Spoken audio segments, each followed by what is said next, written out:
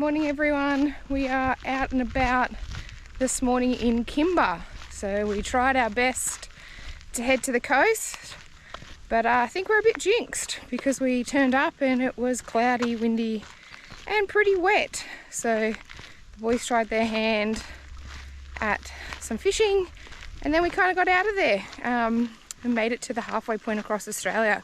Took some pictures of the sign yesterday. We visited the big galah and spent a good chunk of time at the playground there. It had its own jumping pillow and stuff. So we are out this morning, blue sky, planned for 32 degrees. So up and about early.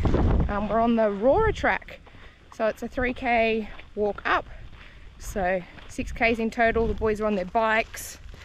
And it's a pretty cool little track or trail.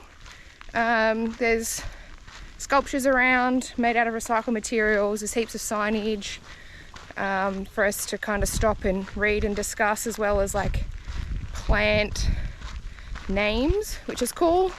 And we get to the top and we look at White Knobs Lookout, and there are some sculptures there of John Eyre and his Aboriginal tracker. So I'm sure we'll learn a fair bit more about that once we get to the top. But in the meantime, I think the boys have just found a wombat. Check it out. How cool is that? Hey guys, so just reporting back in. We've made it to the top and the view here is pretty awesome. You can see the silo art in town and it's a nice view across Kimba. And we also came across these guys, which we've just read about. It's a pretty interesting story. So you can see Edward John Eyre there and the navigator that was instrumental in him exploring the area.